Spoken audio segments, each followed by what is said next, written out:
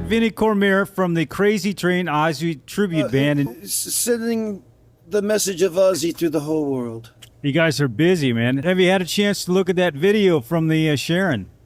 Yeah, I actually shared it with the guys in the band, and they loved it. You guys did a great job, and yes, we want to just You talk. guys did too. Yeah. You guys did. It was fantastic. We just want to talk to you a little bit about that. Is there any moments that you remember when you watched that as to what happened in your mind at the show?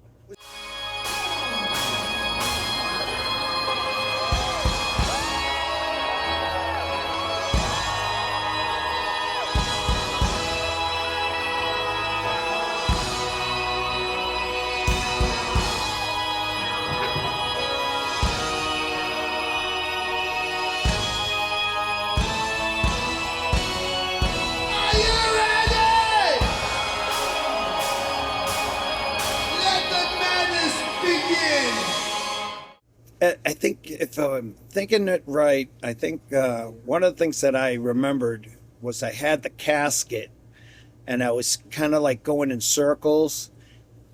And I do that every night. And I do that on Children of the Grave. And I almost lost the casket. It like there's a handle and I'm swinging this thing around and around and around. Okay? It's cute. Looks like Ozzy kind of like shuffling around with a casket. And I don't know if I had some kind of baby oil in my hand or something like that. But all of a sudden I could feel my hand slipping and I just re-caught that thing. If I didn't, it was going to go right out to the audience. That would have been interesting. Yeah, it would have probably made the news. But yeah.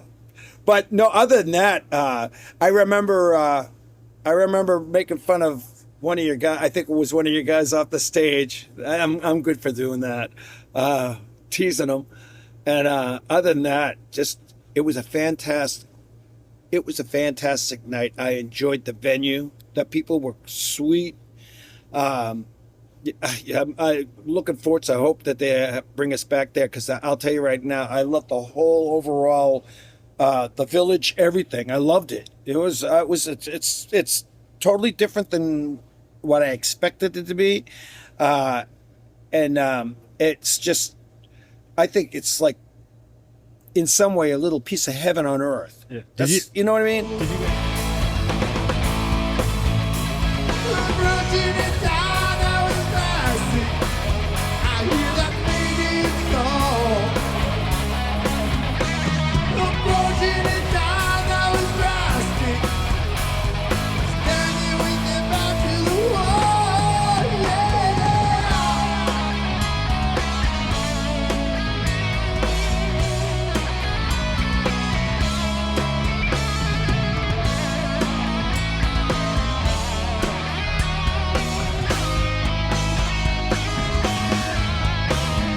Did you guys spend any time outside of the venue in the little area? Oh yeah. Yeah. Okay. Yeah, I walked. I had my wife come down with me, and we walked all over, over the village town. Yeah. It was, and I told my wife, I said, you know what? I said, when I get older, I wouldn't mind staying there at all. I loved it. I thought it was just great. We went to a couple of restaurants, fantastic food. I'll tell you what it is, okay? When you think of the villages, you think of a retirement home. Right. And then when you think of a retirement home, you think of, kind of like not hospital food, but like, and you don't realize it, but it's, for me, it's a place for older people to go and live out the rest of their lives still feeling young, or still feeling you're at the game. Yeah. You know what I mean? You're not out in the pasture. And that, it was just, to me, it was, they did it right. Right. Well, they did that whole thing right. That's why there's 165,000 people here. And I can see. And they plan on doubling it in the next 20 years. But, I don't doubt that at all. Yeah, your type of music is very much welcomed here in the villages because, people my age and that kind of stuff, they love that stuff. And so, Yeah, a great venue. I'm sure you guys will be back because this was your first time there, right? Yeah. Oh yeah. Yeah.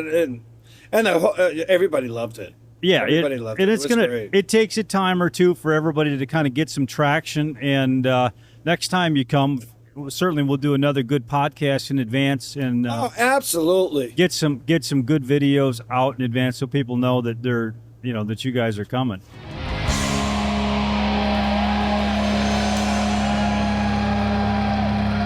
Thank you so much. How is everybody feeling out here tonight? Are you ready to go crazy? I said, are you ready to go crazy? I love you all.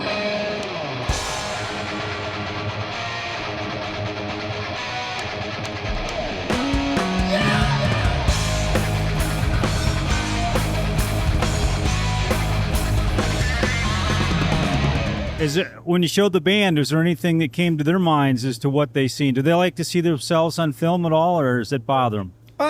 Yeah, they, in a lot of places, they'll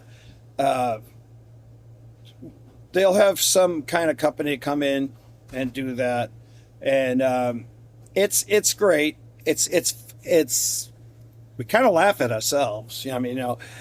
But we may pick up something here, something there, where we're always critiquing the show because we want to. Even though I'm a Ozzy impersonator,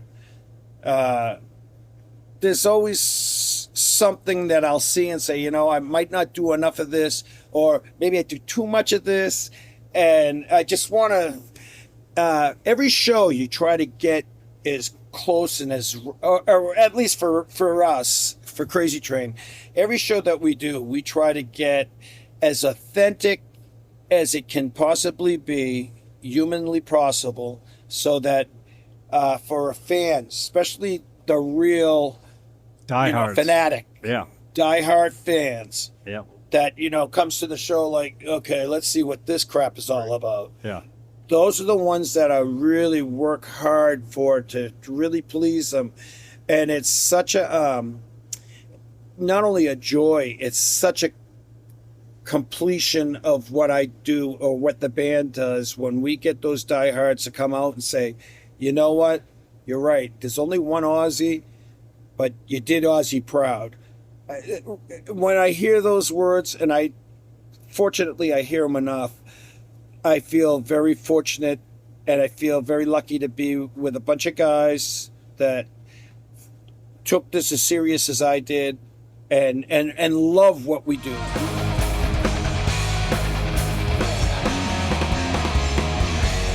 Everyone knows the truth is, asking me who's the truth. Don't look at me for answers. Don't ask me. I don't know.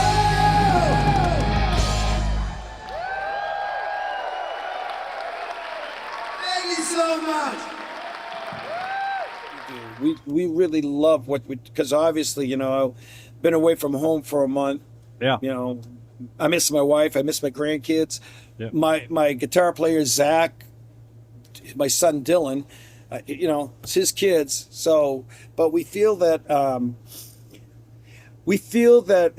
being on the road this way, we're contributing on the fact that there's a lot of Ozzy fans out there that,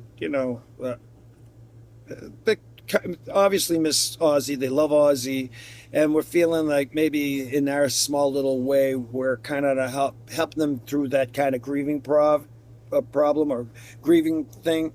It's just, it makes me feel good. And I know we do Ozzy proud. We recognize Ozzy through our shows. It's not like we're trying not to say anything. There's things like the start of Crazy Train when you hear, Right. That's Ozzy's voice. Right. And I tell the audience, this is Ozzy. There's only one man, and one man in this world could do this and do this right, and it's not me. And I step back and I point up in the air because they all know it's going to be Ozzy. And the second you hear his voice through that PA, you can feel. It's amazing because from where I stand, I can see the electricity through the crowd.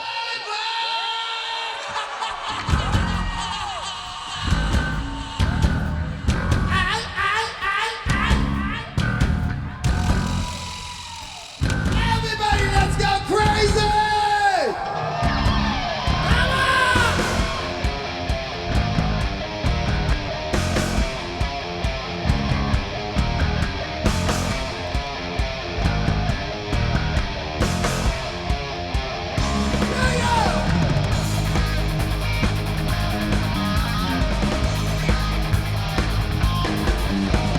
Crazy, but that's how it goes.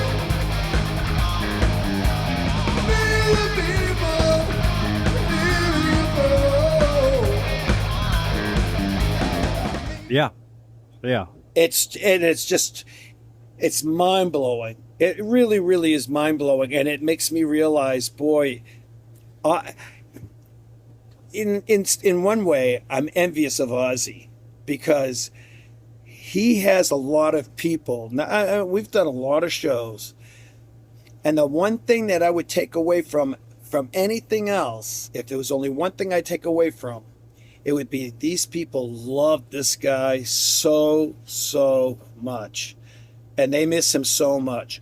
And if a band like us can do the show the way we do, they'll accept that as a It's a tribute. kind of like, It's a great tribute. Yeah. yeah, you know what I mean? Instead of them looking at us and saying, no, you just, no, they look at it as a bona fide tribute Yeah. and celebration of his life. Right. And that's the best feeling we can ever get. Yeah, it's you not- know? As a, Not just to his music, it's to his whole performance because you're reenacting the whole performance thing. yeah. And it made like for the 6 months of pouring through everything. I mean, we almost went bat crazy, and maybe I'm part of it still. But for 6 months, that's all I did was live, eat, and breathe Ozzy and Black Sabbath, and it paid off. Not money wise. I'm not just saying that kind of payoff. It paid off as a pat on my back, saying I didn't waste 6 months to do what I'm doing now, because there's people out there that totally appreciate what we do. Well, and now That's the best feeling. now you have the opportunity to carry on this tribute as long as you want to keep carrying it on, because you're gonna keep filling theaters and auditoriums and all those kind of people that definitely want to reflect on Ozzy Osbourne and his band, and you're doing a Yeah. great job. How many bats Well, how many bats did you throw out that night? I throw. Let's see. I could give you the exact number. I threw about 40 bats a night. Okay, there's 40 bats. It's supposed to be 45, but I found out that my tech guy, Colt, little pain in the ass, he steals a couple of them off the night. He told me he steals about 5 of them. And he hands it, if he sees a kid in the crowd, he'll actually, he has a position behind our Marshall stacks. He's not only our roadie, he's the guitar tech, the bass tech, and the drum tech. And like my drummer, Mike, he said, if it ever came to the point we couldn't pay him, he says, I'll pay the damn guy out of my pocket. I couldn't live without him. Yeah. So it's a really, we got a really close unit. But he takes those bats and he'll keep them. And if he sees any little kids that some parents brought him, he'll literally walk up and give the kid a bat. Because sometimes when I throw them, these poor little suckers, they're trying to grab those bats. And we got adults, you think I'm throwing $50 bills. Yeah. You can see like some of these people, they're my age, and they act like, oh my God, a bat, it's $1.50 bat, and it's really cute because you can see for maybe a split second the childlike person in that older person. It's cool. It's just really cool. Well, and that's cool that he gives them to the kids because, like you say, it's like a baseball at the stadium. The adults can reach him and the young kids can't. Yeah, absolutely. Yeah, absolutely. That's a good metaphor right there. Yeah, that's perfect. Yeah, and so we got Colt, and then we got our driver Keith, which we call him a road manager because he's the one that does all the routing. He does all the driving. None of us drives. I, for the most part, I take it easy. I'm in my bunk watching TV, or hanging out with the guys, and we're joking around in that. My son's like going like this. Yeah, sometimes I'm sleeping in my bunk taking a nap, but him and Colt's the co-pilot, but Keith, I've seen Keith drive 15, 16 hours just to get to one gig. And that this week we're like I said, we're going home Wednesday, and Saturday we're playing in Pennsylvania, and then Saturday night we're driving home because we want to spend Sunday with our families for Easter. And I think either in the middle of Monday morning we'll probably be heading out to Wisconsin. Wow. That's a brutal schedule. Yeah. Oh, he's a monster. Yeah. I look at him and I said, geez, I said, you're a monster. So that's his job. And then he works security on stage. You can see him off the side of the stage a lot. He's a big husky guy there. He works security, and he kind of like helps as a gopher if Colt needs something and Colt can't get away from anything, because sometimes we use Colt up back there to behind the amps, and then he might be doing something to adjust the drums or the guitars or whatever, retuning the guitars that Dylan is going to need for the next couple of songs. And then we have Brett. He's our merch guy. He's out there. He's the first person you usually see before you even meet the band or anything. And Brett's got like a pleasant personality, very helpful to the band. But all those three guys, they roadie for us. So it's not a vacation for those guys either. They work hard for us, and great crew. It's a really, really, really. I've had other bands come up to me and say, "You guys are doing it right because you've got a great crew. You're traveling in a bus. This is the way to go." And you're not. Everybody get your hands in the air. Come on! Let's hear you. Let's see those hands. Come on! Nobody ever told me I found out for myself. You gotta believe in foolish miracles. It's not how you play the game, but if you win or lose, you get used. Don't confuse. And then there's four of us. There's Mike Caliandro's our drummer, Mike Knowles is our bass, Zakk Cormier is who's my son. He's our guitar player, and then you got me. Who tries to be Ozzy? Did you show Dylan see some of the guitar solos? I mean, he was great on film. Well, he wasn't saying, "Oh, I'm great." What he was saying was, "Holy crap, Dad!" He said, "These guys did a hell of a job." I said, "Yeah, no kidding. They did a good." I said, "Did a good job. Really, really good job." We were impressed with everything. You guys are like top-notch professionals.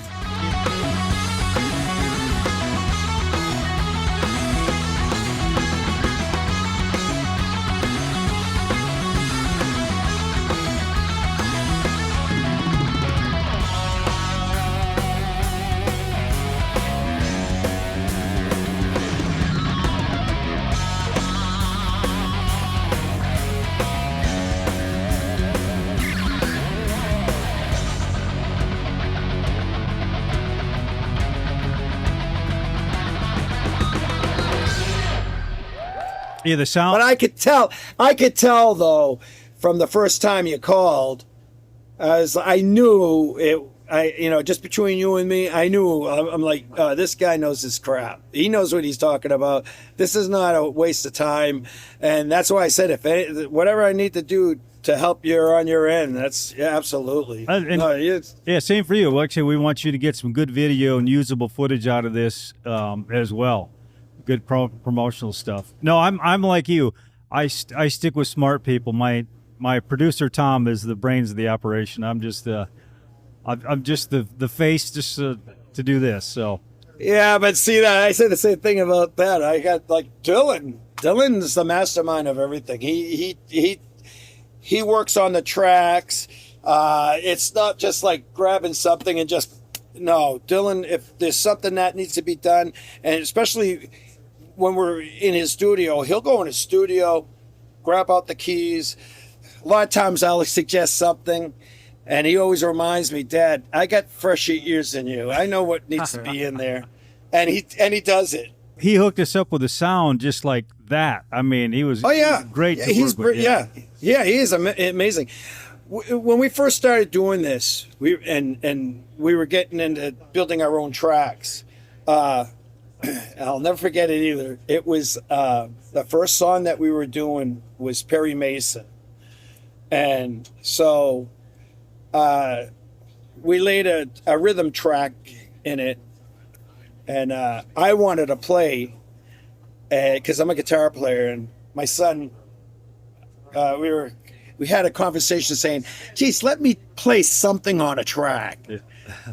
And he said, I'll save something for you, Dad. And so anyways, he's laying down the rhythm track, and I'm sitting there in the studio saying, geez, I thought that was going to be me doing that, Gives me a slide, okay, put my hand, and he goes, Dad, play it on that G chord and just slide and go out. I'm like, huh? He said, just do what I'm saying, Dad, it's going to work. So I slide and go out. I can't hear no frickin' slide till this day. I'm thinking he did that just to please my ego, so because he wanted it just a certain way. But getting back to that thing, we were putting voices on and voices on and voices on it, and every time we put a voice or something, a harmony or something like that, I kept looking at my kids saying, oh my God, this is like really huge, really, really huge. Well, by the time we finished it, and we played it with the band, it sounded like a freaking 20,000 people chorus behind it. It was really bad. It was really bad. It made me realize, you know what? Simple is a lot better. Yeah, and letting people do it that know how to do it. That's always easier too. Oh, thanks, Tom. Yeah. Okay. That's my approach. It's like, hey, hang around smarter people. That's how we get to where we're at. So well, when I go into places, people come right to me first. They say, "Oh, you're the Ozzy guy. You look like Ozzy." And yeah, so they'll come right up to me, and they'll say something like, "Oh, so what do you guys do?" Start asking me all these different questions and that, and I'm like, "Hey." And I'm kind of embarrassed, so I'll just look at them and say, I'm just the guy that sings in the band. You need to talk to my son, Dylan. Oh yeah, because I don't have all that. I'm lost. I don't have anything. He knows how to talk that lingo and that. I wouldn't even know where to start. Yeah, I'm with you. That's like I said, you just let the people who can handle that stuff handle it. You're doing the right thing. You put this whole thing together. Yeah, well, we're lucky. We're just lucky. Got the right people in the right places. So,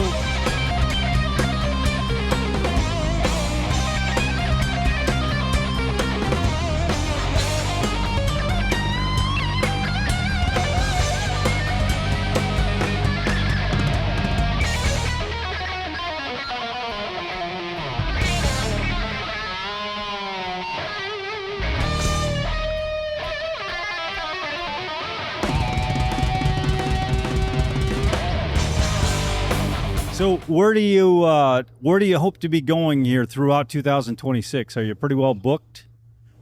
Yeah, we're like full. I don't even think we have any time to book anything else until maybe next year now. We got some big festivals coming up. I'm hoping that what I'd love to do is I'd like to play like a festival like the Berserkers Fest that we did 14 months ago. If that came through, you know, something big like that, you know, that's what I'm hoping for. You know, we're always looking for those kind of work. Coming back to Florida at all in 2026 or not? Yeah, we are. We're back in Florida sometime in September. Yeah, and I'm looking forward to that. So, And then but you know, we just want to play in front of as many people as we can. I want to try to keep the name going. I want the name growing. I want people to realize, you know. I would think throughout your 2027 year is going to book up rather fast. I mean, anybody that we've showed any of the clips and stuff that we've done from the show are like, oh my God, these guys are Ozzy. It's unbelievable. We had a guy in there from Hollywood, didn't we? We had a Hollywood filmmaker in here that I did an interview with, and we showed him a little bit of it, and he's like, wow, that guy's like Ozzy, exactly. So I'm glad he liked it. I really. So there you go. I'm glad. Maybe there'd be a documentary about the Crazy Train someday. You know? That'd be fun. I'll tell you, we've got some interesting stories to tell. Well, we really do. But you guys totally eat, sleep, drink this performance, and that's just dedication. You don't see that every day. You just don't. Well, I'll tell you, the reason why we do that is I think my biggest fear is in having somebody come up and say that you know, you guys, you know, are not doing a good job for Ozzy. We're fans. All of us are big Ozzy fans, big Black Sabbath fans. Mikey, my bass player Mike, big, huge Black Sabbath fan. And when we first started doing all this, it's like I told him, I said, look, you know, we got to do it as a fan's perspective. And I try to look at everything that we do in the eyes of a fan, because I am one. If I wasn't doing this and I came to see an Ozzy tribute band, I would want exactly what we do for someone to do the same thing.